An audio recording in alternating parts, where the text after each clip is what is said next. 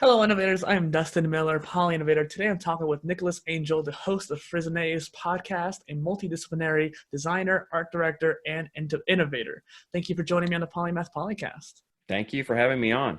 I almost said introvator or something like that. I was like, I don't know about intros, but maybe I need to work on my introvation, so to speak. Introvation. Oh, wait, that's another brand right there. It is.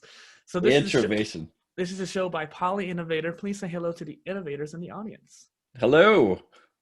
Teach me something. Well, and maybe you could teach us something as well. So I hope to. We're here to talk about like design and being multidisciplinary and the magical concept of frisson and the art in general too. Yeah, so, absolutely.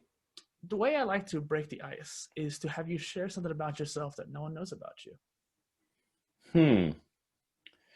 Well, I spent a good year of my life tracing down a family myth, which I bring this up a lot because it's fun to talk about, and usually people, they stop when they hear it. It's not like, oh, I played chess. On the side. I may be a direct descendant of Billy the Kid. So I spent a year with my grandmother and working with people from several universities and even people from the History Channel, trying to trace back the lineage and get proof of that, right? Because there's a direct connection through my great-great-grandmother. And it took me down some really interesting roads, and, that's for another story. But I like to think that, I have a famous outlaw somewhere in my bloodline. That'd be interesting. Hello and welcome to the Polymath Podcast. I believe it. It's kind of funny there because you look like a horse thief. You look like a horse thief. We talked about skeletons in the closet before coming on too. Yes, for sure. There's plenty. Yeah. No, it's interesting too because at the very beginning we went from a very fast talking and then now to the slow talking is more essential. So it's kind of interesting how that just quickly evolved. So speaking of evolution, what was your mindset 5 years ago and how have you changed since then? 5 years ago was a major time of transition for me. It's very similar to what's going on right now internally. Obviously, the external situation was completely different 5 years ago. But I had sort of reached a point in my career as a graphic designer, as a traditional graphic designer, where I didn't feel that I was learning anything more. Not that there wasn't anything more to learn, but my attitude at the time was that this is it. I know all of the things. I know all of the ways that you can put stuff together and sell things.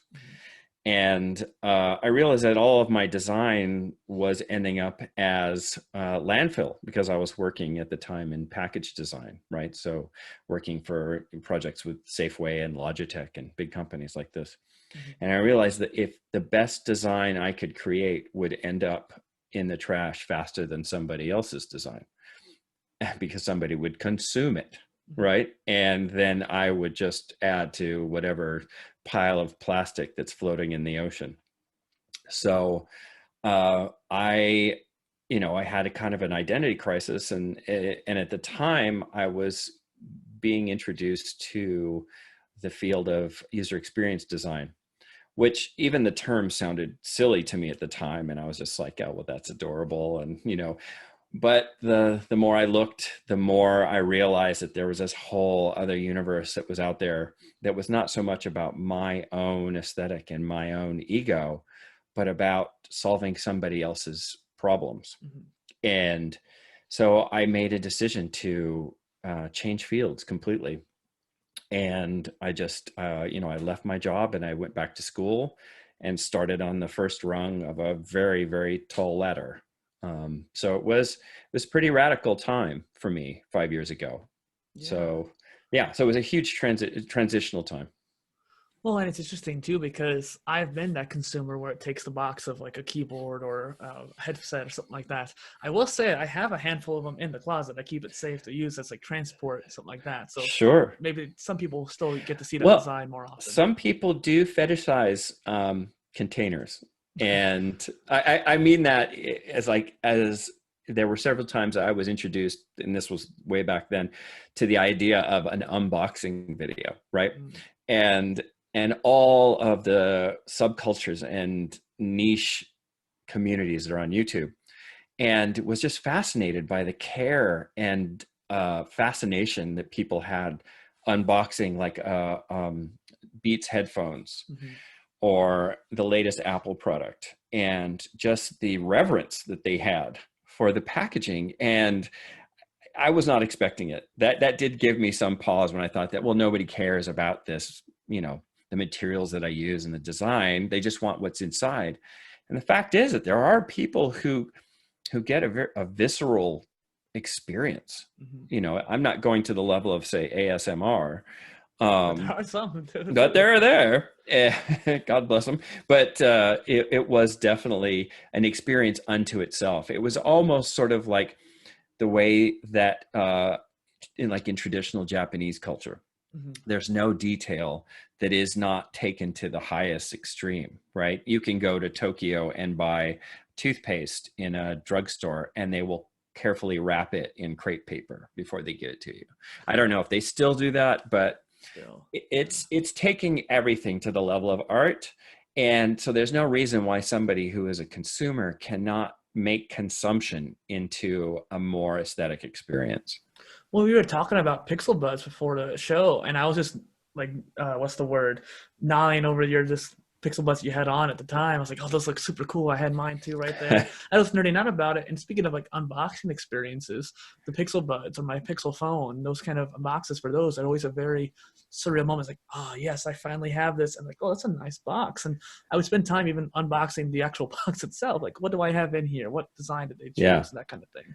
And there's a residual effect from that. And again, this is something that I overlooked when, in those 5 years ago.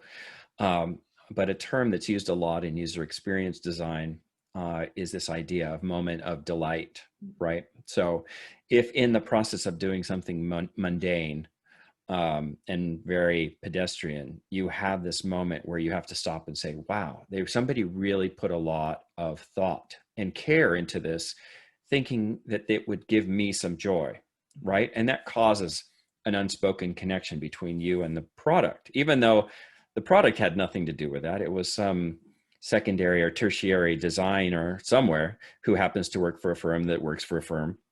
But the connection that's instantly made, like, because I can remember opening up, I think it was a Google product. It had to do with Google Fi, right? And they had Legos in there, right? Cool. To prop up the Pixel phone. And I was just like, blown away. There was so much going through my head, in that really what came through is like, wow, this company lets designers be designers, because all designers have these cool ideas, all of them. Yeah. The problem is that there's a great deal of fear on the client side and the agency side to put something out there that might fail fabulously. Instead, they'll probably go for something that's more along the lines of the status quo that everybody agrees on, that nobody remembers. So Google, Apple, companies like this allow themselves to take chances. And when they do that, you get this more direct communication between the designer and the end user. And it makes a bond, like your fascination with opening up a Pixel Buds box. And I mean, I can only speak for myself, like simple things like I've seen boxes these days, and I geek out over industrialization, right? And things like that. How things are mass produced is fascinating to me.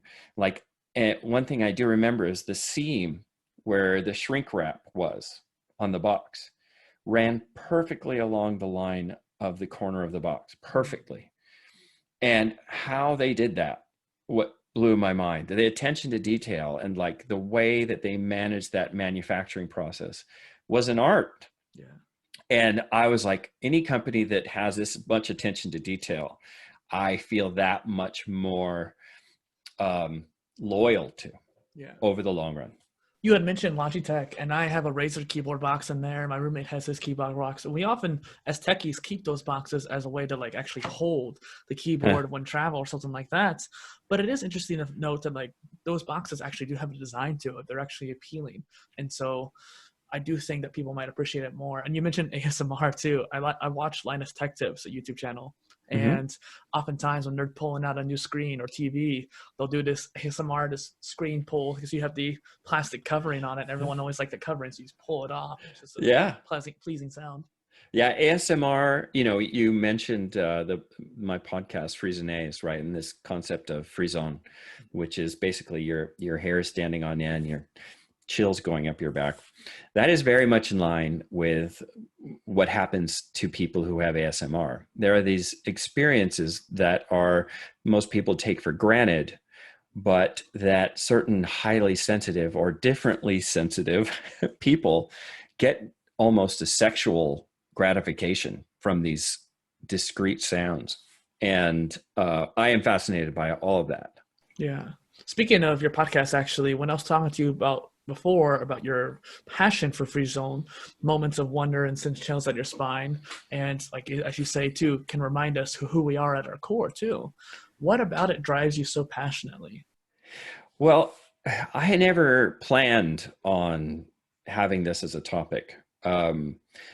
Everybody has this experience of free zone, right? Which is, just for people who've not familiar with the word.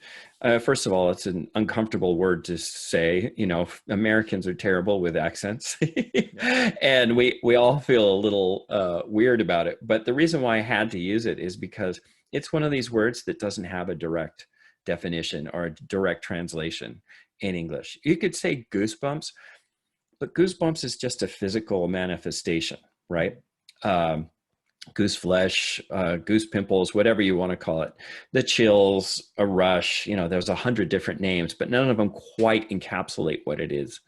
But frisson from the French is about an aesthetic chill, right? Primarily, it's perceiving a work of art or hearing one specific note that's hit by a singer or from an instrument. It can also be, the art of public speaking, the way somebody can we've talked about this before, how simply a pause uh, can cause this rush, right? Because we're so used to people just taking up so much oxygen when they speak, myself included. And to have a weighted pause just sucks people in, right? And that can cause frisson, like the lack of music, the lack of voice. And I didn't realize I was passionate about this because for me, it's just like sneezing. Nobody realizes how enjoyable a sneeze is. Yeah. How much like neurotransmitters rush through your brain every time you sneeze, because it's just part of life. And nobody, for the most part, studies their own sneezes. It sounds silly, but I mean, it's not even considered. So I have talked about this on the podcast, and I think it was the first episode. But I was on a late night flight, cross country, coming back to the Bay Area, and I didn't like any of the movies that were playing on the plane. So I opened up my laptop and I was like, well, I have X amount of time. I may not be able to watch a whole movie. So which of my movies could I watch that I could start anywhere and end anywhere and it'd be perfectly fine? And a movie I always go back to, I'm a self-professed geek, tried and true. And it is a sort of a medieval mythological movie called Excalibur that came out in 1981. And there's one scene where King Arthur, who's the protagonist, he's still a boy and he's just taken Excalibur, the sword from the stone. And I won't go too far into it, but there is a very impactful moment where he actually gives somebody else the sword. He lets go of the sword that would make him king. And that moment of humility and sacrifice was so overwhelming to me. And it's well shot, and the music and the cinematography, everything is amazing. But I was overwhelmed in the plane, like sitting in coach at the middle of the night. You know, this is not a comfortable place. It's not a place where you would imagine appreciating a work of art.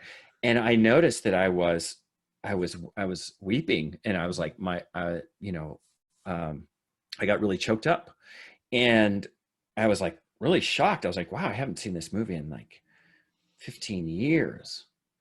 And I felt a little embarrassed, and I looked over, and there was a woman who was sitting across from me, and she was looking at me, and there was a look of pity in her eyes, you know, and she was just like, oh, that poor man. What horrible thing has he just seen? Oh. and like, so she was regarding me with this pity, and I was like, I was tingling, you know, I was just like, my whole body was tingling. Euphoria.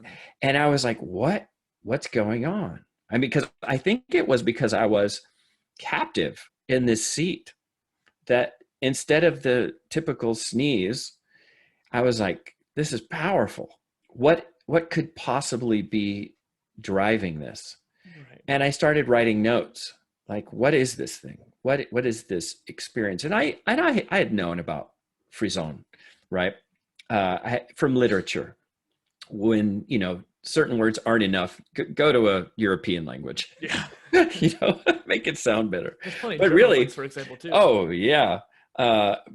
But really, there is no direct translation in English, because it really is touching the sublime, right? And the sublime being that which goes beyond your ability to define, right? It overwhelms you. And so I knew that there was something there, because it was fascinating to me that something that I watched as a child, right? I was like 11 years old when it came out. Still, or maybe because I saw it when I was 11, it still had this incredible power to move me. So that was the initiation. So you asked me, why am I passionate about it? Because it is, to me, the purest definition of passion, in that there is no forethought, there is no contemplation. It just is involuntary. Yeah. It reminds me of the state of flow, but more in an emotional sense. So I talk about the four pillars a lot: the mind, the body, spirit, and emotions. And the flow is often what people experience when they're in the zone. That's more of a mental, maybe body, but mainly mental pillar. Whereas I think Frisson is more of an emotional pillar, maybe spiritual pillar aspect. And so Totally. It's kind of the same experience, but expecting a different area of life. Yeah. And to tell you the truth, I'm investigating it. Mm-hmm. I don't know what, if any, if there is one answer or one definition of what it means. I may be adding meaning to it that no one intended. But what I'm finding is there's different pathways to it, and some can be very cerebral. But like you said, even the cerebral, what it will do is it will tap into emotion. So there may be these different doorways, but they usually lead you to the same room. Right. And it's interesting too, because you were mentioning sneezing, and as you were talking, I felt a sneeze coming up over time, and then eventually I had to mute myself because my sneezes get so loud that by the end of the time I sneeze, I'm often like, "Whoa!" That's your mirror neurons working. Yeah. Which is funny, because another thing that I have discovered, just because I'm so fascinated by this topic, is that even if you've never heard the song, seen the movie, seen the sunset, it is totally normal to feel frisson for somebody else. Mm-hmm. There is a sympathetic frisson if the story, and if you use a lot of detail and try and reenact your own subjective experience, somebody else can feel it. And that's another like fascinating aspect of frisson, is that it can be transferred. Well, and speaking of transferred, actually, you have a lot of cool playlists on your YouTube that I stumble across. And one in particular is for Frisson. And so the first video is actually one that's given me chills countless times. And that's the Beethoven Flash Mob over in Europe. And so how has that playlist impacted you then? Because do you intend on sharing that? Do you intend on... Yeah. As you know, it is very hard to maintain a media empire. there, you have to be, this is one of the things why I stayed off of social media as long as I could, because it really is a beast that is voracious and never satisfied, right? So you have to be current, you have to be consistent on all these different aspects of your presence. And one of the reasons I haven't really started sharing that so much, there was definitely an intention of having my own Frisson channel. And there still is. But I just knew that that was going to be a beast that required constant feeding. So right now it is just my own, it's okay. I'll go back to the sneezing, right? If you go back, a couple hundred years, they used to use something called snuff, right? So it was ground tobacco pulverized tobacco into this fine powder. And after a heavy meal, when you were feeling lethargic, you would take a pinch of snuff and you'd snort it, and it would cause this really violent sneeze or mini sneezes. So it would give you the rush of the tobacco because you have your blood barrier there is very immediate. But the sneeze itself would seem to clear out all the lethargy almost instantly, because people used to eat these elaborate, heavy meals, that take hours, and then they weren't healthy people. So they needed to snap out of that. And so you ask me, why do I have this channel and why do I have these playlists? I use it like snuff sometimes. Before I'm going into an interview, or if I'm feeling bad and I need a pick me up, sometimes I use it it's very visceral. I will go in and tap one of those. And one of the aspects to me that is part and parcel of a Frisson moment is that it works over and over and over, right? It doesn't fade for the most part, right? Like, it doesn't matter how many times you've done snuff. Yeah. You're going to feel that. And it was like, oh, I really need to I need to be on my A game. So I know which video I need to watch to give me the correct level of inspiration. It's funny you say that, because today it's really cloudy out. It's one of those things where I'm lacking energy. I'm overwhelmed. I have all these different external aspects coming down on me. And I'm like, okay, I'm really excited for this interview because Nick seems super interesting. The more I research the guy too, the more I'm like excited about it. And I know I'm going to enjoy this interview, but I'm not in the right mental state to really be super engaging with him. I want to make sure I don't let him down or the audience down. And so right before our call today, I was listening to a couple songs just to get myself in a more happier or motivated mindset. And towards the beginning of the conversation, I turned on some binaural beats to get me in a conscious mind, alpha wave state. So I'm trying to make sure I do my best on that part to make sure I don't let you down. But it's a good point to make where you're just trying to get yourself in the right mindset. Yeah. And I mean, these are both kinds of hacks, So finding that correct, alpha, beta, theta, gamma, all of these different brain waves they have connected to creative state, relaxed state, all these sort of things. I've tried it, but the beauty of it is your intention, and you're putting your intention into something. So sometimes you get that feedback just knowing that you've made the journey with the intention. Yeah. Because I've tried that before, and I've noticed that some of those wavelengths give me this kind of uneasy feeling of being high. Oh. Yeah, it's probably more of one of those things if maybe you got into the state of flow, because sometimes that state of flow can be kind of awe-striking, where you're like, okay, this is interesting. And yeah, you almost feel an ethereal state in a way. Yeah, the flow experience, to me, as I understand it, or as I've experienced, is a non-state. It's one of the only non-states where you're not. It's not self-referential. You're not worrying about external viewers. You're not worried, am I doing the right thing? You're working at the peak of your abilities and multiple abilities at the same time, and time somewhat ceases to be an aspect of your life, or regard for others, or others' regard of you. And so it's a pretty magical place to be. It has to do with the hypofrontality, where the prefrontal cortex starts to shut down essentially. And so I'm all about that. Yeah. So all of the thoughts of like, oh yeah, I'm not good enough or I shouldn't do this, they all basically go away.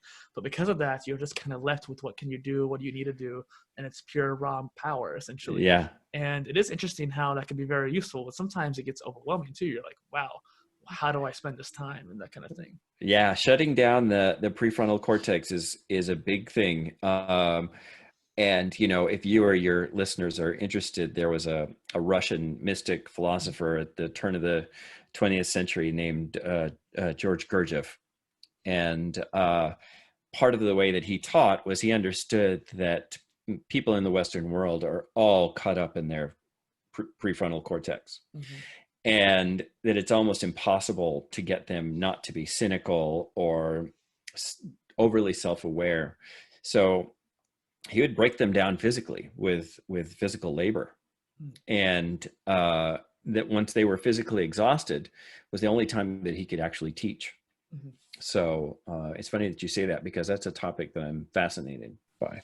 Well, one thing I'm fascinated by that's related to that is the idea of cycles too, because speaking of breaking down, after you get into that flow state, you have a recovery phase afterwards. And a lot of people don't realize that, because it's one of those things where you're using all the neurochemicals in your brain, oxytocin and serotonin and dopamine, all these chemicals are hitting you all at once, which is what causes that neural state. But because of that, you're using up your resources. And so you have to take a recovery time afterwards. And the other thing is too, if you get distracted or start to activate the prefrontal cortex manually by accident, or let the phone notifications distract you, you can get out of the flow state and you almost kind of lose, like you lose it essentially. And if you lose it, then you use those chemicals for no reason essentially. So you still have to do that recovery state even if you don't use it as much. Interesting. Yeah. I mean, I have not gone into it in depth enough, but I think flow and frisson are both these phenomenological states that people really need to learn more about. Well, it makes me wonder though, what kind of recovery state might come from frisson, because it does excite you, does get you emotionally feeling something, regardless of it's what kind of emotion it is. I wonder if there is a after effect, so to speak. I have never experienced a crash per se. It's interesting though, but to use those terms, because it's like talking about drugs. Drugs are basically eliciting chemicals neurochemicals you already have. They're not introducing, for the most part, chemicals you don't have. They instigate a process that already exists. And the funny thing is that the natural experiences like flow and shock and love and all these sorts of things, a lot of them their recovery is either so rapid you don't notice it, or it's non-existent, or it's happening in some background that you're not aware of it. Whereas drugs, taking ecstasy and getting your serotonin levels through the roof, eventually you'll have to drop those serotonin levels to a commensurate degree below normal, right? Mm-hmm. And I just don't think that these natural states have that same fallout. Mm-hmm. It's interesting. And when we were speaking of flow too, we talked about how time's dilated and it seems to flow differently. And you had mentioned a few times before that time moves differently for you. So what do you mean by that? Well, I mean, time flows differently for everybody at different moments in their life. But the reason why I spoke about it was that so many people, it's so cliche for somebody to say, at any point in their life, and they say, oh man, it just feels like yesterday that I was 12, and I was running through the field, and it just, how did these 30 years, 20 years, 10 years, 5 years go just past me? And I've never had that experience. I seem to be highly aware of like all of these moments. And I don't have, when I am thinking back to the past, I don't just take this quantum leap and I'm there and I'm like, oh, and nothing else happened in between. I am, for good or for bad, highly aware of everything that's happened in between. So I don't get that, look at how old I am. Yeah, like I have never had that. I also don't do that forward. Right. I don't, like, oh, just think of this golden age that's coming, and like, aren't we all going to be improved? And if anything, we see that there is no slow march to progress. For the most part, it goes backwards and forwards, Mm-hmm. you know. I was literally watching a video about entrepreneurship and how basically at some points you're going to be ahead and some points you're going to be behind, and it's okay. That's the thing. It's okay to be in that state. You're never going to be making consistent progress, and you're never always going to be making the right decisions. And when you Oh can yeah. accept the fact that you're going to be moving backwards or moving forwards, like right now, I'm rebuilding my website. I'm moving backwards, but I'm hoping that by the time I get it up, there's going to be enough content on there, the new design's going to do well, that it's going to move me significantly forward. And it's interesting how, too, you were talking about the golden age of the past and the future, and we were talking about that before the show too the other day, that how the golden age of life is now. And so how can we stay more in that present state? Because I know there's Buddhist talks about it, there's even Confucianism, and even obviously Taoism as well. How do you feel necessarily that you can stay in the present state? Well, it's coincidental because what I was just referencing about Gurdjieff is very much, it made sense to me, not because I read the philosophy and it clicked, but because it is something that I had already experienced in my life. So I live very much in my head. I'm a constant thinker and easily distracted. So I battle with, like many people, I battle with those negative thoughts. I battle with distraction. And so you asked me about staying in the present. I believe that you have to break yourself down. I mean, I wish I could say, be mindful, take some deep breaths, you know, Right, read your mantras, but it just doesn't work for me. I have to overclock my brain. And that is usually through some pretty strenuous work. And I prefer it to be like labor compared to like, I'm going to go to a gym and take a spin class. yeah. There's something about the fact that you're laboring towards an end that helps with, again, only speaking for myself, that after having done, because I can tell you from experience, like with my family in New Mexico, once a year, we clean an irrigation ditch that's 2 miles long with a big group of other workers who own land in that area. And after 6 or 7 hours of digging clay, you know, and muck, you're completely broken down physically. But those are the times when I am the most present, the most happy, the most open, when I listen instead of talking. And that's my trick. Like, you need to shut that other stuff down, even if you have to wrestle it into submission. That's my prescription for being present. It's not easy. It is not. And considering you're an intellectual too, it's probably very distracting a lot of the time, where you have to work even harder to get out of that high mental state. Yeah, and it often seems like it's a huge waste of calories, because you're just bouncing around inside your head and you're not making anything, you're not moving anybody. It's just this internal dialogue that's just a bunch of people screaming for, you know, for prevalence. They're like, oh, I'm loudest, do my thing. It's crazy. Well, it's something you made me think of, and I'm not sure what sparked it, but I work in a pool, and so there's hot water and there's cold water, and a lot of the people I work with often complain about temperature, even though compared to most places, the pool itself is like super warm. It's almost like a hot tub in some places, but people are complaining about, oh, I'm feeling cold, and a lot of that has to do with perception. Because a lot of times, if it's nice outside, the water's going to feel cooler. If it's cold outside, the water's going to feel warmer. It's just how our perception works. And on top of that, too, when 1 degree changes, it's noticeable, but some people make it a big deal out of it. And I often tell them that if you take cold showers more often, you're going to be much more nuanced to the cold differences, and you're not going to worry about it as much. A lot of people often complain about the locker rooms being too cold. Well, it's because they go to the hot tub, which is 100 something degrees, and then they go into the 70 degree locker room. And it's interesting how if you would just leave the hot tub, go back to the pool, cool off, and then go to the locker room, the temperature difference halves, and you'll feel much more excited about it. And it's just a little extra step that could make a significant mental difference. And I was thinking about this the other day. I was going to donate blood, and I'm sitting there wearing shorts and a light jacket, and it was really cold outside. And some people were telling me, why are you wearing such little clothes when it's so cold? Well, I thought to myself, well, if I'm just going from my car to the building, it doesn't quite matter. I'm not going to sit there and wallow in the feeling of cold because I'm just going to go straight inside. Whereas a lot of people who normally complain about being cold will leave the car, say, oh, it's cold, complain about being cold, and spend an extra 10 seconds, 15 seconds outside in it. And because of their complaint, because of their perception, they actually suffer more. And I think that's more about being in the now so that doesn't happen. If that makes sense. Yeah.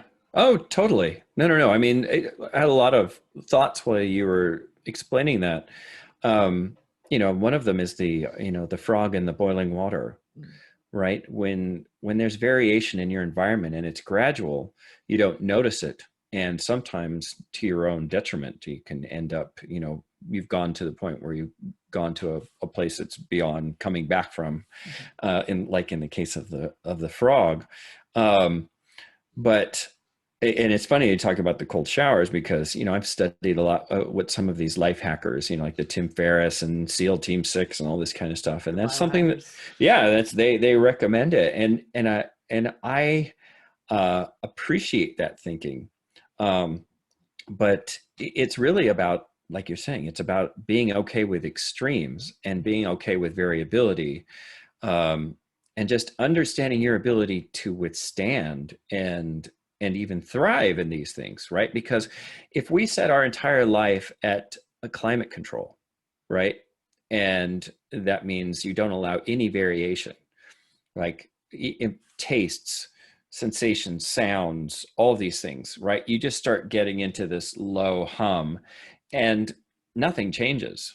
There's no growth, which can be okay for a while. It's almost like being in like a sensory deprivation tank, or being, I forget, I'm trying to come up with the word, but being in a sense of stasis, right? Everything's at nominal levels.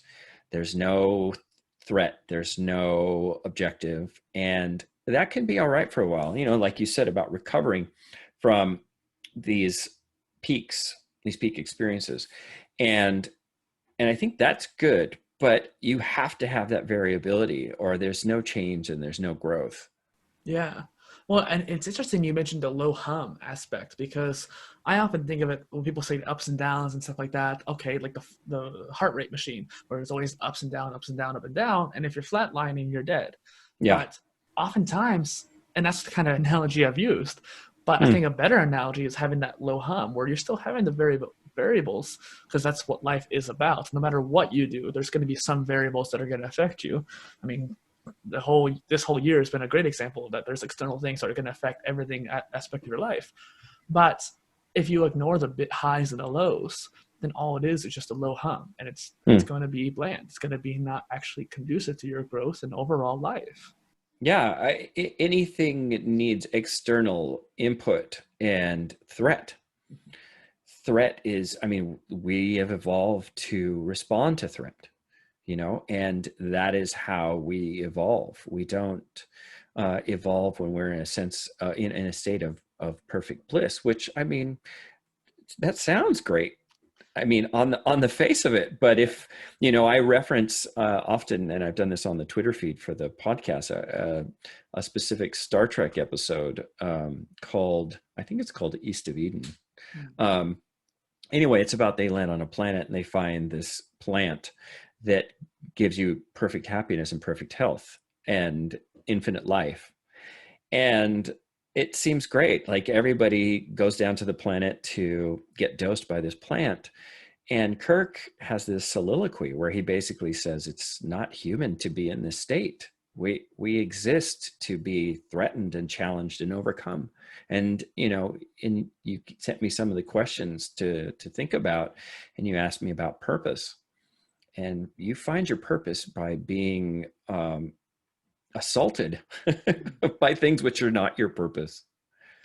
Well, and it's interesting too, because we're, again, on the whole highs and lows, is that there's often, by the way, you said about bliss, And so they often say ignorance is bliss, but bliss is also ignorance too, of having what can be out there. The highs and the lows are experiences that could be, but if you're sitting there in that low hum, you're not experiencing those highs and lows. And there's often a misconception when it comes to Eastern philosophies like Buddhism, where they often talk about the balance and how you want to get back to that central state. But it's not about staying in that state. It's more about how accepting the fact that it is ups and downs. And so in Buddhism, when you're hitting your low point, you know that this is the lowest you can go, and the only thing you can do is go back up. And the opposite is true as well. When you hit those very highs, well, at some point, you're going to come back down. And so it's not about getting to that state. It's a matter of accepting the fact that you're going to keep going back to that state. Sure. And understanding, you know, in line with what you're saying about Eastern mysticism, is that it's also that it is a phenomenon that you perceive highs and lows, that ultimately you are outside highs and lows, that you are beyond light and dark. And when you understand that, then the peaks and the troughs can come, because you realize that you are acting in the world, but not of the world. And reacting to it. I love how, too, you read ahead and answered one of the questions I was going to ask you. So thank you on that. Yeah. And interesting, too, because speaking of lows, like we talked about the external problems, lockdown and quarantine, that's been a very big problem in many people's lives. People are still getting affected by it. Many people are still on quarantine and lockdown, and I'm sure it's going to come back at some point. And you and I both took the opportunity of lockdown to pursue our personal brands. And I'm sure we both did stuff beforehand, too. But what about this special time do you think really sparked that catalyst? Well, I wish I had something glamorous and noble to say, but it was fear of idle hands. It's still pretty wise, though. And second was boredom, right? And I guess there was a third, and that was the voice that had been subdued for so long, which was like, you know, you find yourself in a 9-to-5 job, and you're sitting there, and maybe it's drudgery from time to time, hopefully not much as you get older. And you're like, oh, you know, if I had my druthers, I'd be painting right now. And you sit there and you do the face and you look off into the future. And, you know, I got laid off almost immediately as the lockdown started. So it was like, you can take this opportunity to, you know, wring your hands and, you know, bemoan all of the slings and arrows, or you just say, okay, voice, let's do this, you know, for good or for bad, all those things that you wanted to do, you'd better do them now. What else are you going to do? Because we don't know how long this is going to last. So you have no excuse.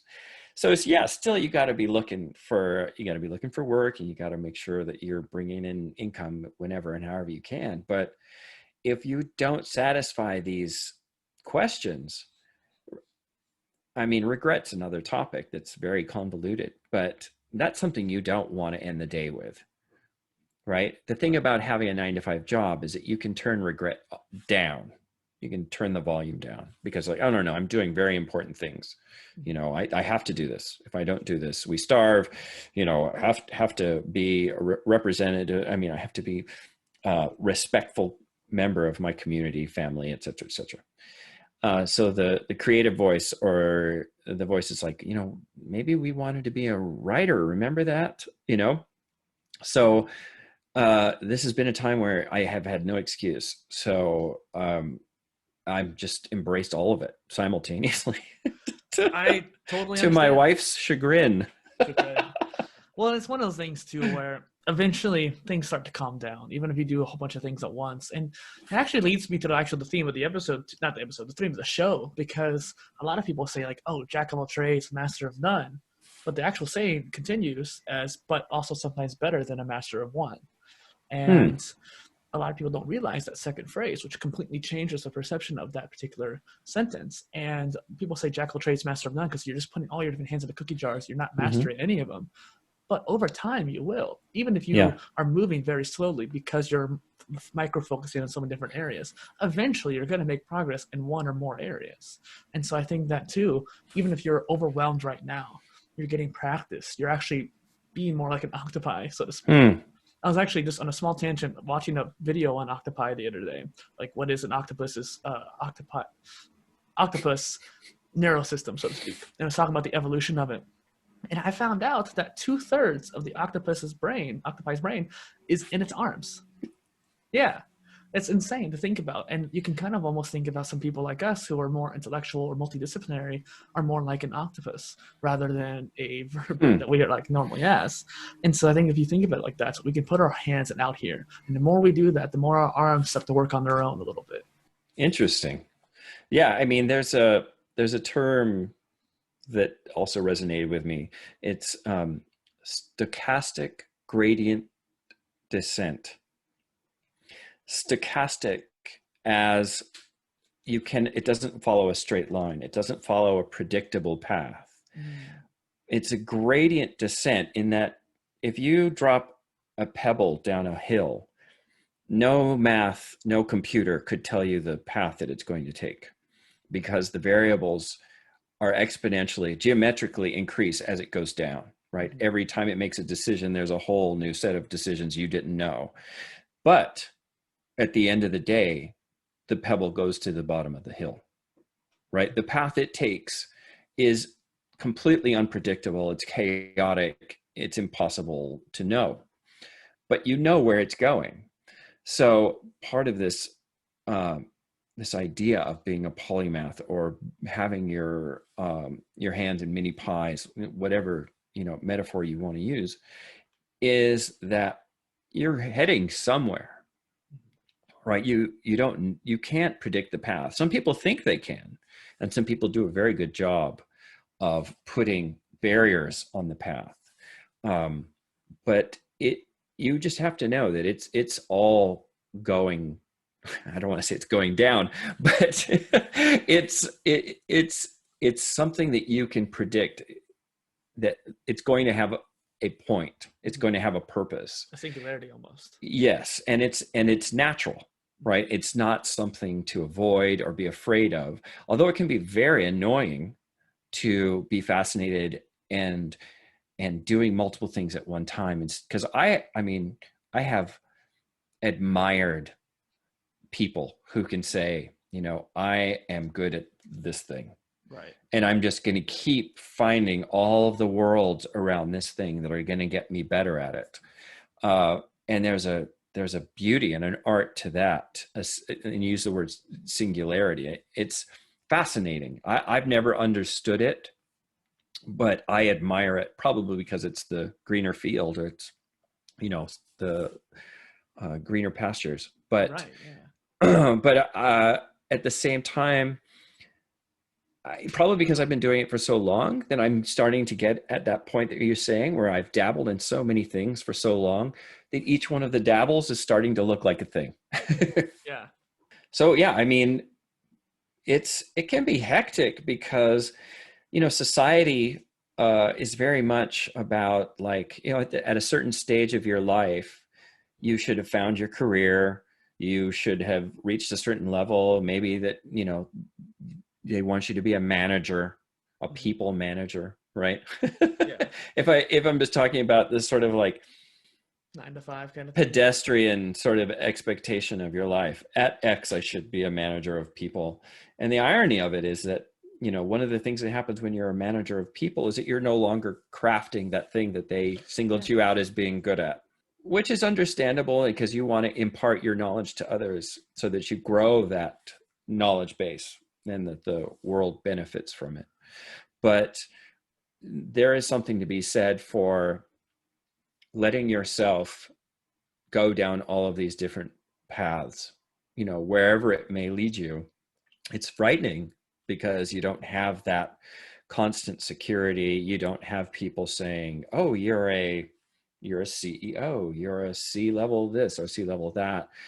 You're famous, you have 1 million followers, whatever the case may be, that you have as a badge, so people know that you've done your duty. And if you can realize that that's not necessarily the goal, it's nice that those trappings are great, but there's always a bit of buyer's remorse, right? Because once you get to the CEO level, what else is there for you, right? How do you need to go further? What's next, and I'm starting to get, bounce around here, because this is something that I deal with on a daily basis during this, during this time where there's no assurances anymore. Constant change. And one thing I've been noticing is that no matter what, if you're a specialist or a generalist, there's often a certain point where you still become polymathic by nature. Even if you're a specialist and you work for a company, like you mentioned there, I was literally watching Simon Sinek yesterday, and he's talking about how when people become managers, they're no longer doing that craft. They are managing the people. It changes. And that's something you just mentioned there too. But again, that's a progression. That's like, okay, you do the craft, you become a manager, you become a C-level. There's constant progression, but each of those stages are their own skills and basically careers in of themselves. And so by the time you get to 80 or 90, you're already polymathic because of your career structure. And for people like us, we just have multiple pathways, but even if it's just one or multiple, you're still doing tons. Yeah, there's this concept called consilience, right? And I'm probably going to do a bad job of explaining it. But if you learned one field, let's say if you studied anthropology, not even anthropology, if you studied, let's say, one culture, let's say it's the Egyptians. If you studied them long enough and hard enough, the things that you would acquire, the knowledge you would acquire about that, and the discipline and the rigor that you would apply to learning about Egyptian culture would, at a level of mastery, be able and be applicable to anything. So you would be able then to take that knowledge, and if somebody says, oh, we need you to stop studying Egypt and we need you to be a flower arranger. And as bizarre as that seems, your knowledge of Egyptian art and having seen tens of thousands of hieroglyphics and all these different things has instilled in you a sense of composition and beauty that the Egyptians may have practiced. You may have not consciously been observing it, but that is what the consilience is, that the attributes that you acquire, and like I said, the process, the workflow, the discipline can then be applied to anything else. So I'm going contrary to what I have said my own system is, in that somebody who focuses on that one little thing is actually able to then take that skill set, those tools, that toolbox, and then jump anywhere. And very often these people who are considered outsiders, that's kind of the term, right? Where they were used to being architects and then they become artists, let's say. It's a small jump. They just take the art world by storm, because they're like, well, you're an architect, how could you be an artist? And like, no, I've been an artist all my life. Right. Just the art of architecture. Yeah, it's the discipline of the architecture that then they brought with them to the art world, and all of a sudden they're overperforming in the art world. Well, and I will say these transferable knowledge and skills, it's something we talk about a lot on the show, where people have that ability. I think polymathic people more so, because you have more trees to pull from. But one thing I like to do about the show is just exemplify the fact that even people who are considered specialists are more multidisciplinary than they realize too. Oh yeah. You called yourself multidisciplinary, which made me know, like, okay, he accepts that idea about him. There's some people I have on the show who believe they're specialists and probably are specialists, but then you also look at their hobbies or their content creation. And then on top of that, the other things they're doing in their work. Well, you're actually much more multidisciplinary than you might have realized. And that's what I try to do about the show. And actually, this leads me to the next question just real quick too. So from web design to graphics design and even UI, there are a lot of design fields that you incorporate in your work. When I saw your portfolio, one of the first things I noted is that you called yourself that multidisciplinary person, like I just said. And so I love that. What drove this generalist mindset then when it came to design? Well, I would say opportunity. I have a hard time saying no to opportunity, in that I have been in certain fields, certain jobs and good jobs, and then something that is completely left field pops up its head and said, hey, do you want to do this? And I'm like, I've never done that. Let's do that. And I've stepped off that ladder that I was talking about. I went to school with some really talented designers who are now absolutely at the top of their game, and they own their own firms, and they had this very direct line to just this superpower of design, which became design business, right? But for me, it was always, have you tried this? Could you use your talent to, if it is talent, it might just be repetition. Do you want, when I translated what I knew in graphic design to UX and UI, it was a huge learning curve, still is, but everything that I learned applied to that new discipline. And I get bored easily. It's a terrible thing. It's also a wonderful thing. I'm always looking to learn new things. And so opportunity and boredom, those I would have to say are the primary drivers for what I've done. I would argue that getting bored of things quickly is not a bad thing. It induces that curiosity, and it's probably spawned from that as well. You're constantly curious about new things, and once your curiosity is somewhat satiated, okay, of course you're going to have that insatiable curiosity to learn something else too. I think it's innate in us, but with people like you, where we're still continuously growing, it starts becoming more and more of a skill, and curiosity gets developed, and because of that, you need more to satiate it. So once you get to a certain point, okay, it's time to move on again.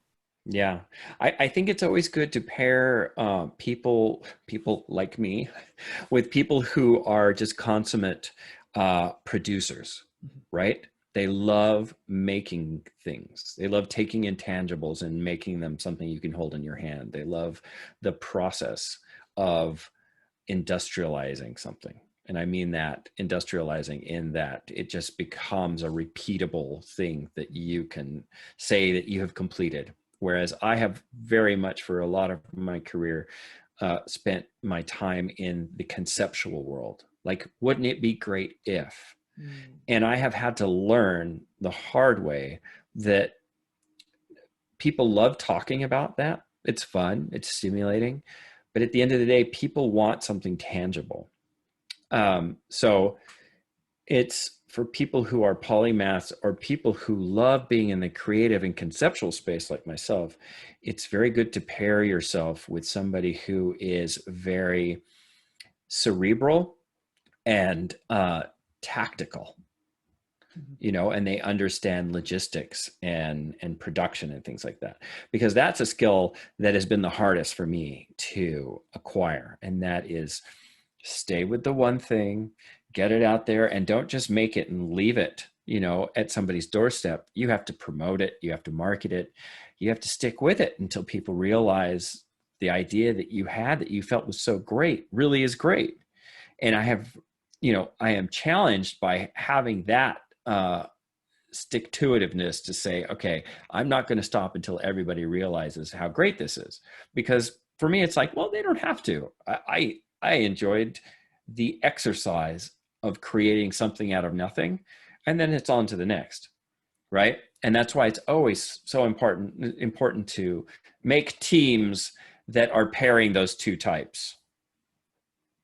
A finisher, so to speak. And I think some of the best polymaths are the ones who are able to finish. Leonardo da Vinci, who's my hero, has been noted as one of the most renowned polymaths, but he was terrible about finishing things. He was constantly commissioned and never finished. And on top of that, too, he was still painting on the Mona Lisa even right before he died. Oh, well, that makes me feel much better. Yeah. And I actually had someone on the show a while back, Dave Burse, and he was talking about this, too, and this becoming a doer or finisher.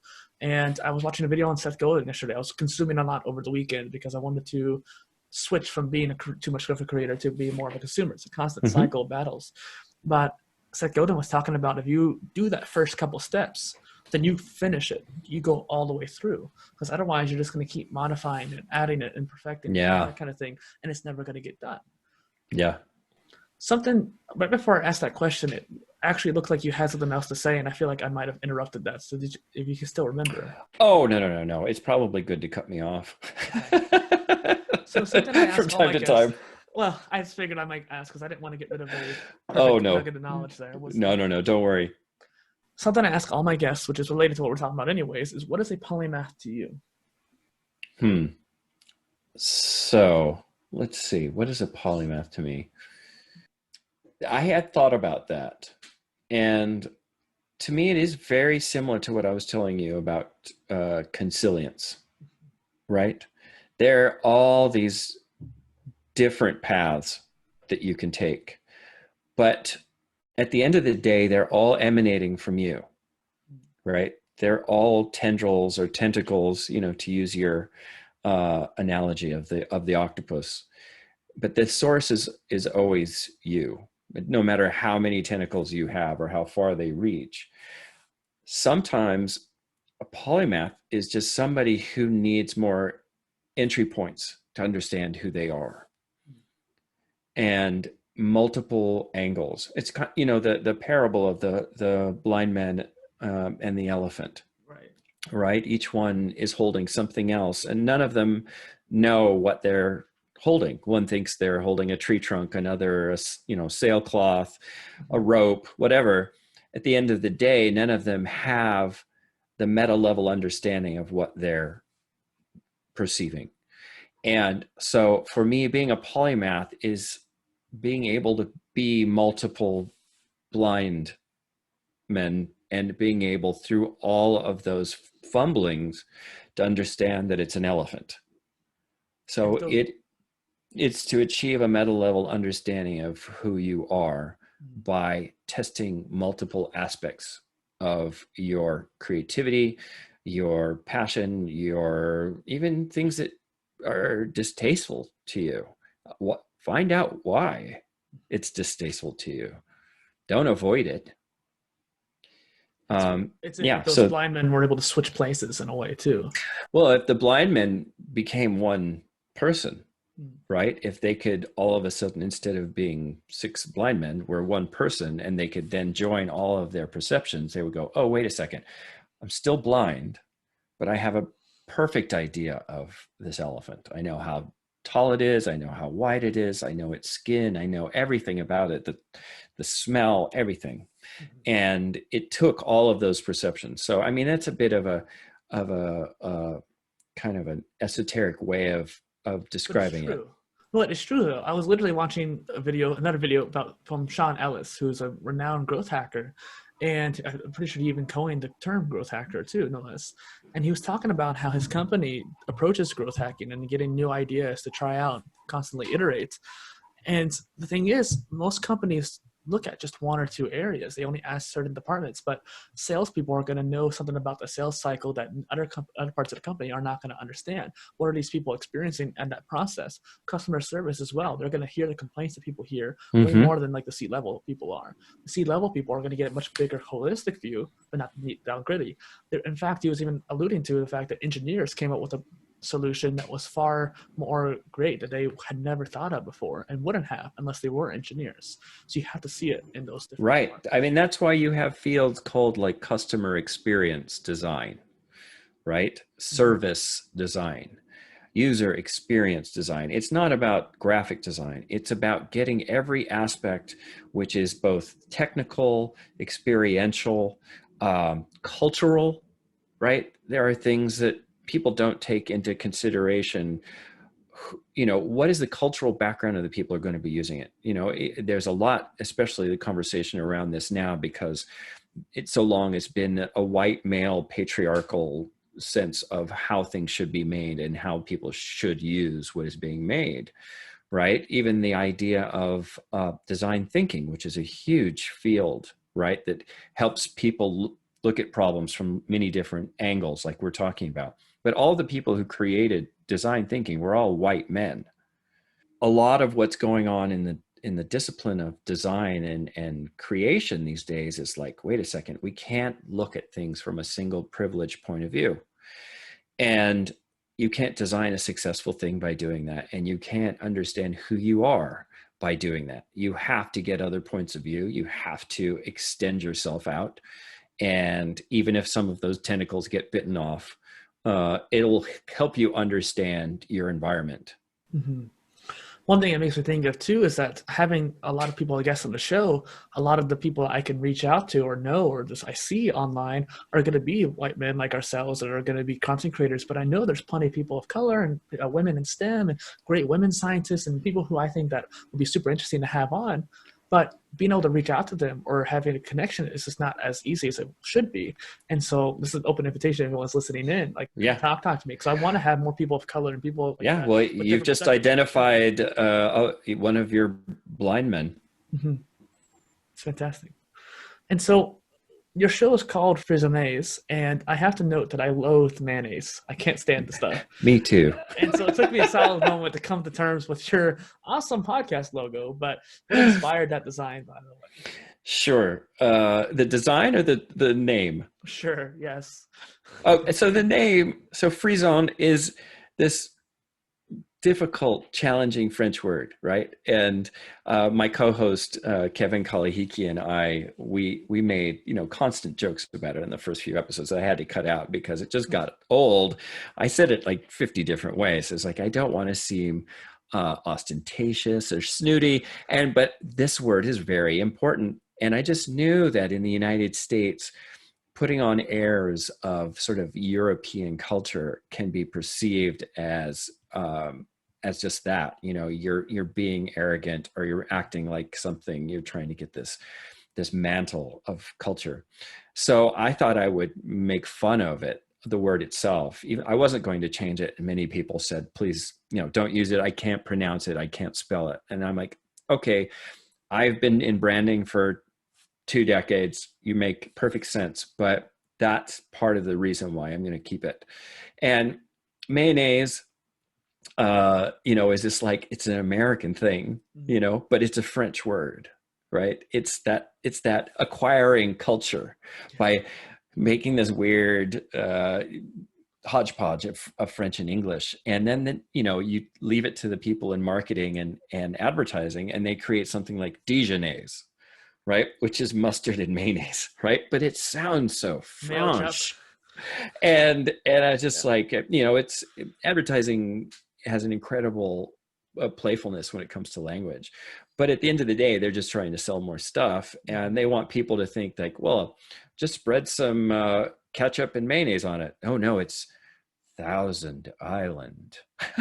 It's just the way that we re-encapsulate things to make them more palatable or make them desirable. So Frissonaise was just that. It was just like a silly Frenchified word that I was poking fun at myself for using, and I wanted it to be something memorable in that it was slightly awkward and uncomfortable to say. It's fascinating. Go ahead. I was just saying it's fascinating because polymath had the same kind of connotation when people think it's egotistical. Yeah. What the hell is polymath? Yeah. But it's the funny thing is it's an identification aspect. It's not about the mental or having the like, oh, I'm better than you kind of thing. It's more of like, hey, this is how I identify myself. This is how I want people to perceive me. And so maybe we all are. Yeah, I think more people are more polymathic than they realize, which is one reason why I like having the show. But I just thought that was interesting how people see that word, Frisson or polymath. And like, words are loaded, and it's funny. This was a secondary aspect to it. A friend of me sent me a screenshot, and they're like, "Do you know what you've achieved?" Which is a great way to get a sentence. It's a great way to see a question come at you. I don't know if it was on text or whatever, but I am the only search result on Google. Yeah. That has never happened to me before. I've never seen that happen before. We used to play a game a long time ago where we would try and get Google results that were under 100, right? And we would pass the laptop around. Very geeky thing, and it's really hard to do now. It couldn't just be garbled, gibberish. You had to write a certain sequence of words where they would be under 100 hits. And so my podcast, which is gibberish, portmanteau, whatever, it was the only result that came back. So that was just for that, the little squirt of dopamine, it was worth it. More like a squirt of Frissonaise. Yeah, exactly. Oh. No, it's funny because PolyInnovator is unique enough too, where I can just kind of dominate that particular search term, which is nice. Polymath is actually small enough that I show up on it, which is cool. I hope Frisson that you'll come up on that as well. I do too. Good. Gotta figure out how to do those hashtags. Yeah. So where and how did you meet your co-host? I had been working with my co-host through 2 different jobs because we had the same boss who changed jobs and brought us with him. So when I first started doing my first UX job, I met him, and he was a front-end developer, but he's also a polymath. I mean, he's an incredible illustrator and like super talented. Right now he works in the UX of accessibility, which is this huge, totally necessary field. And he's just a great guy that compliments me. He's very laid back. He's very focused. He's very thoughtful about what he says, where I'm just sort of like verbal vomit. and so we pair quite well with each other. And we also, as geeks, we have about 95% of the same cultural references. Yeah, it's fun. And we're close in age, and so he can sort of complete my sentences, and it's just a great pairing. That's awesome.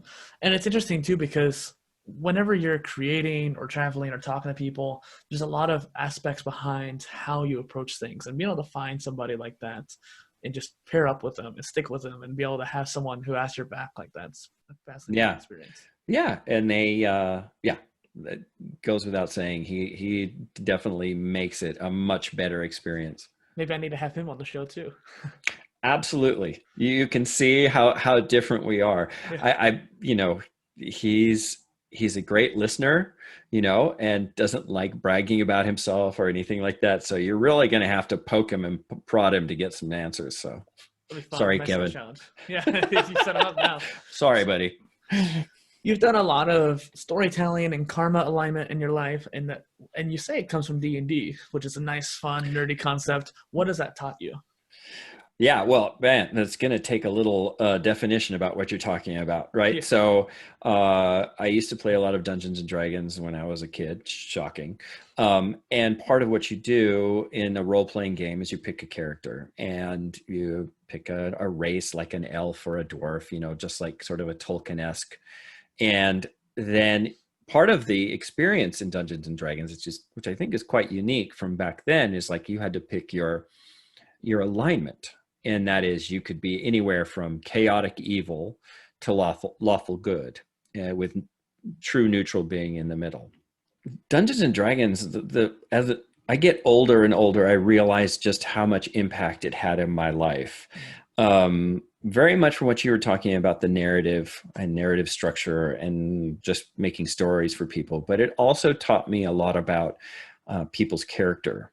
And, you're talking about karma and alignment, which is something that might need a bit more definition for your audience. And that is, in Dungeons and Dragons, in order to play this role-playing game, you take on a role of, like, say, an elf. You also have to specify your alignment in that you lean towards being good, evil, chaotic, neutral, and everything in between, which I've always thought was strange, because how could somebody be anything other than what they are? Mm-hmm. And so that always posed a difficult question. If you seemed like a nice person, but you said, I want to be chaotic evil, what did that say about the person? Is it that they had something that they needed to work out? Were they truly an evil person who was trying to be perceived as good? Or was it just an experiment to see if they could play this role? Right. And the saying that you can never know somebody's true identity until you give them a mask. In that, when they become anonymous, within quotations, their real character came out. And I remember this playing out over and over again, that people would say, well, I'm going to be lawful good, and I'm only going to fight for, the downtrodden and kill all the bad things. But then you would see the character play out as being quite evil and greedy and violent and lascivious. And you would have to say, well, you can't do that. you've stated that you're this, this high-minded race of elves and you're lawfully good. You can't go and burn down this village.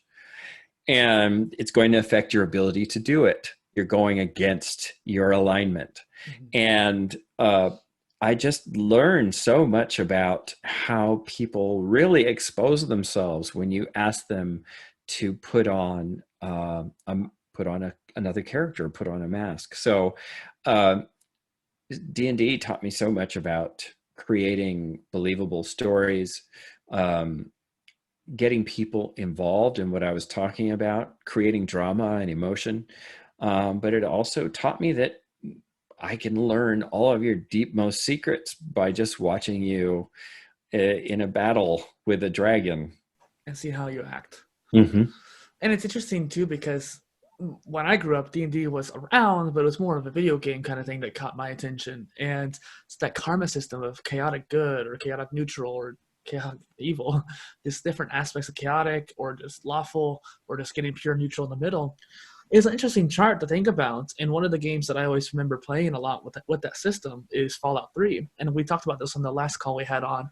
And that karma algorithm actually is built into the game. So no longer can you just like make a decision and the game master say, okay, you can do that. If the game doesn't have enough karma points in that particular direction, you can't take that action. There's a really evil action you could take where you could blow up a city. And it's kind of spoilers, but 12-year-old game at this point.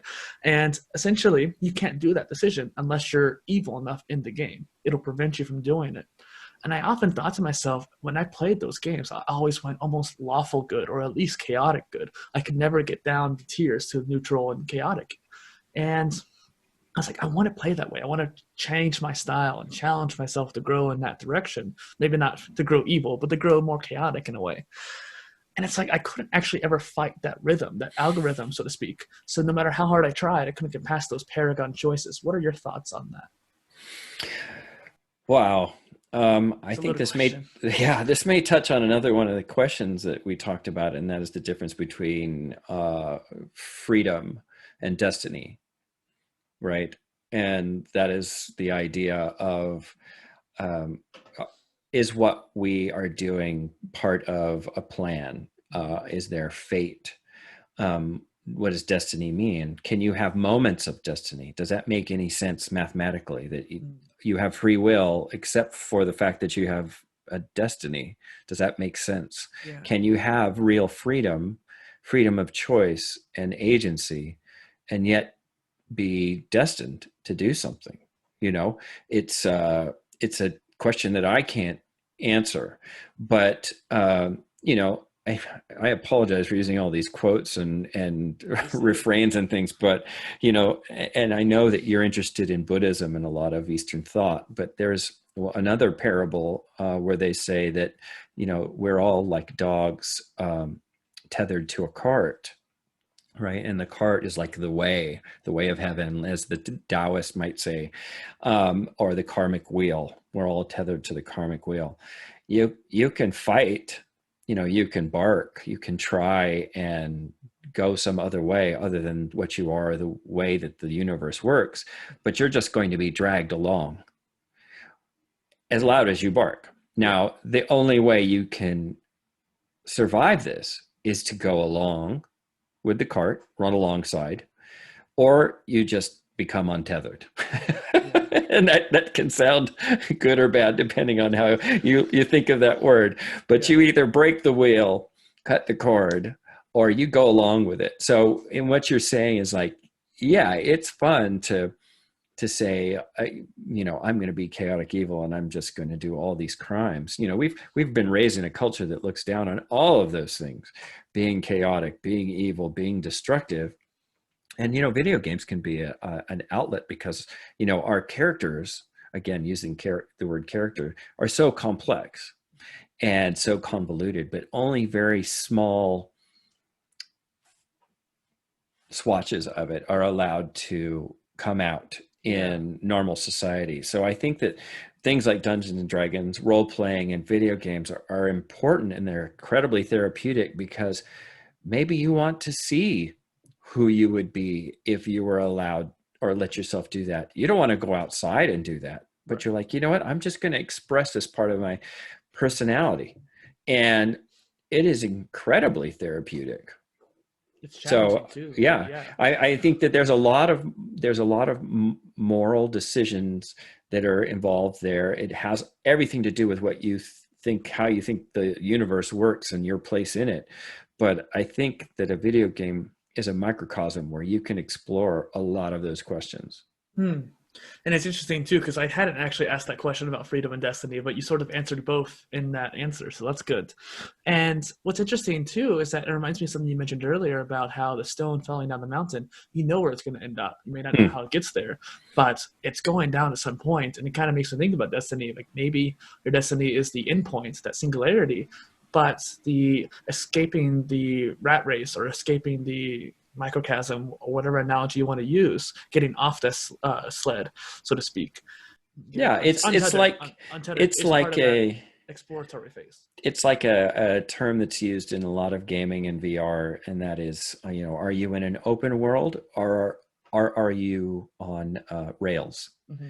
In that the path is very strict, and the creator wants you to see certain things at a certain time and a certain pace. And it's more like you just happen to have some agency in this movie that I have created, but the movie is going to go to these set points at these set times, and there's nothing you can do about it. Or an open world, which is, I've created this place where you can fiddle around as long as you want, anywhere you want. But at the end of the day, it's still going to come to an end that I have predestined. So those are two different ways that you could look at life, the way that we look at entertainment and video games, right? Some people want agency.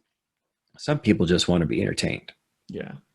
And I think that the end too is something that's very important. You were mentioning the Star Trek episode earlier, how they got that flower, where basically you lose that end, you lose that singularity at that Yeah. point. And so, what's the point of being untethered and on the journey if you don't have that singularity at the end?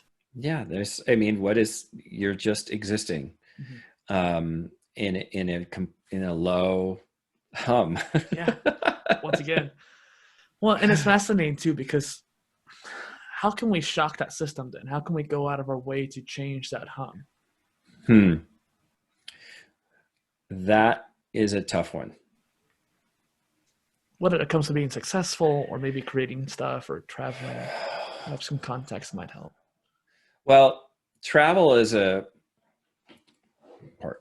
travel is great, but I am very much against travel for anyone who seeks to become enlightened or to open their boundaries, because most people travel like tourists and not pilgrims. Mm-hmm. And travel where you're going to open up the world and shock the system requires that you lose your comfort zone. Mm-hmm. And most people who travel take their bubble and they just move it to another place. And they're like, well, we're going from home to the Hyatt in Tokyo, and we only want to go places where they speak English and where I can order anything I want from the menu, and et cetera, et cetera. That's not travel, and that's not shaking things up. That's just ultra high definition movie. Yeah. It's just more of the same. And it's just to put it in context too, like we both grew up in smallish places, but you actually did something I want to do really bad desperately, is to travel so much. You've traveled from 30 plus countries. So I just want to people need to go back and listen to what you just said once again after hearing that context there. Yeah. So growing up in a very small town in a rural place where there was no media, no input, when I had the opportunity to travel, and I was very lucky to have parents that supported me in my decisions to go wherever I thought that I needed to go. So that was huge. But travel for me, I didn't want to just hop around. Although I think one of the best things that anybody can do is go backpacking and do a tour of hostels, no matter what age you are, because that is not luxury travel. That is again, what I said about a pilgrim. A pilgrim depends upon the graciousness of their hosts. Yeah. Right? If you go back to the original sense of like a religious pilgrim, if you were going on a pilgrimage, you had to beg for your food.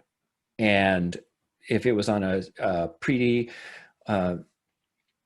preset path like Santiago de Compostela, right? You would go along that and there would be people expecting pilgrims, and they would know their journey, and you had to be modest, you had to be respectful, and you had to swallow your ego because you're in their home, and you had to treat people as such. Whereas a lot of people want to feel like they're the boss.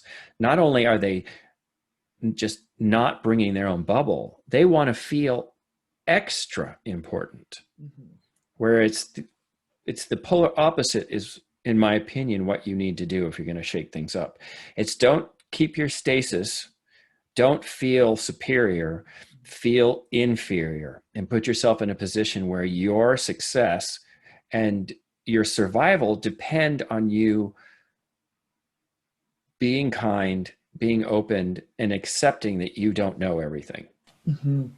And once again, kind of going back to that curiosity too, don't stay just in one thing, move on to the next and experience. Yes, but give yourself the time, right?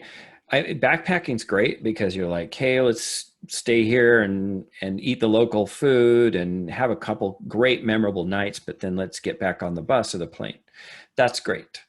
But if you want to learn another culture, it takes time. And man, I went, like, for instance, when I lived in Hong Kong, it was very, very hard. It was, being treated as an outsider, and not in a positive way ever.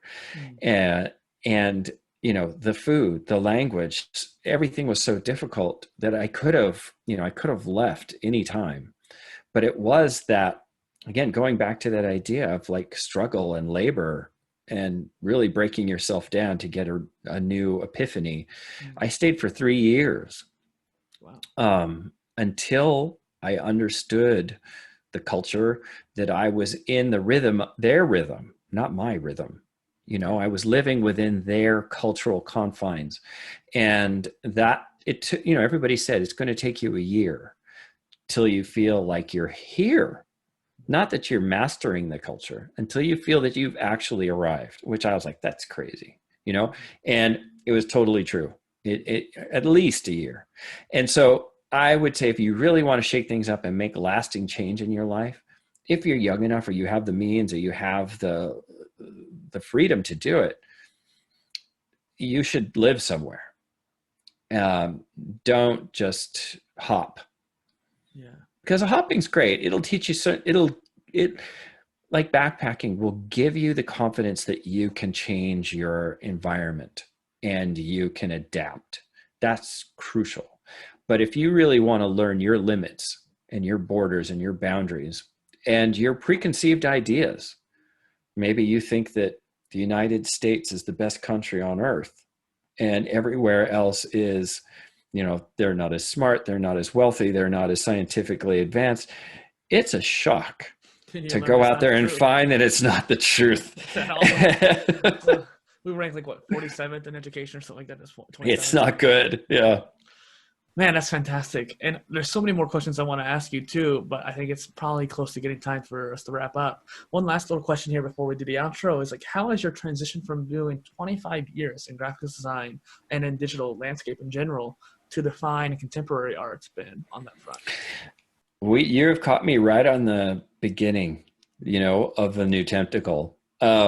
So I throw out every cool, wise thing I've said so far, if I have said any of that, and just know that I am floundering and trying to find those steps, those baby steps. And it's hard because you get to a level of success again, which is intoxicating. I shouldn't say intoxicating. It's delusional. When you get to a level of success, you think that you've got it all down.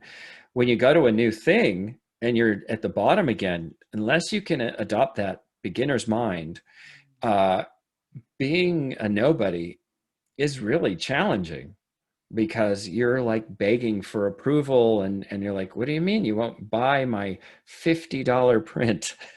You know, or you used to make $200 an hour. You're like, this took me a month. Yeah. Would you, if you like my post, I'll give it to you for free. Right. Trying to just get it out there. Yeah, just starting over again too. And I wonder if that challenge, this new challenge, when you start exploring more art that's been out there too, it might give you some free zone as well.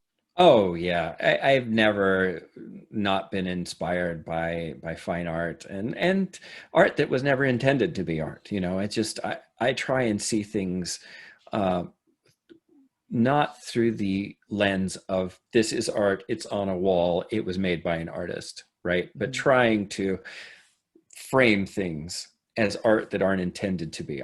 One of the things that one of my hobbies, artistic hobbies, is I take pictures of our compost all the time, the kitchen compost, because I looked at it one day. I was like, this is beautiful. Nobody could have put all these colors and textures and lines and organic shapes together. And I started taking pictures of it, and I've taken many of them. And what I mean by that is, like, art is where you see it, you know, but being acknowledged as an artist and having somebody, you know, transfer money to you. I was going to say take out their wallet, because I don't think people have wallets anymore. But like, if somebody's going to Venmo you money for your art, that's a whole other proposition. You know, that is commerce. That's marketing. Well, and being appreciated for it. And it makes me think, this whole question here maybe thought about a Doctor Who episode where they visit Vincent van Gogh.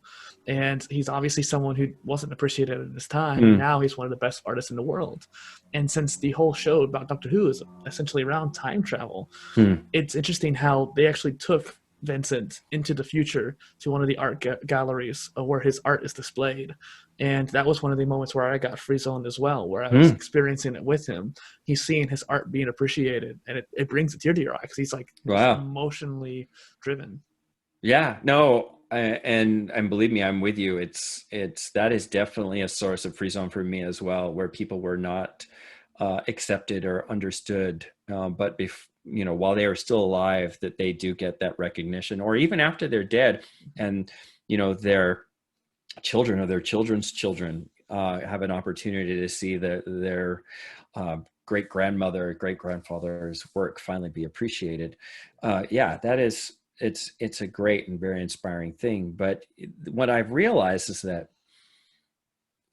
there's an audience for everything, you know, and I catch myself being the art critic very often, which I need to, you know, I need to push down that inkling to, like, oh, this is crap. Nobody put any time on this. But I've had artists tell me the same thing about my work. They're like, oh, well, it's just simple vector. You know, I do oil and vector and 3D and everything, because I am, you know, a schizophrenic. Yeah. But I do experiment. And the thing is, like, somebody will say, you know, do one thing, do it really well. And I was like, oh, that's my challenge, you know. But it's knowing that there are people who love your stuff. They're out there and they're waiting for you. They're waiting for your gifts. But there's also people out there who can't wait to put you down, to make themselves feel more confident. Yeah, I resonate with that. And so before we go on more tangents, because I know we will, let's go ahead and wrap this up here so I don't keep you too long. Where can people find you online? Well, I would love for people to start downloading the podcast. I mean, I would love the art thing, but I mean, the tip of the spear right now is Frissonaise, which is Frissonaise.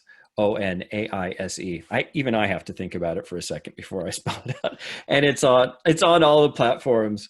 And I really want not just to people to hear me, but I want to hear from other people. I want to hear their sources of Frisson, because that's what really gets to me. And I have that sympathetic feeling for others who get it. Yes, it's just a wonderful experience, and it's like a drug for me.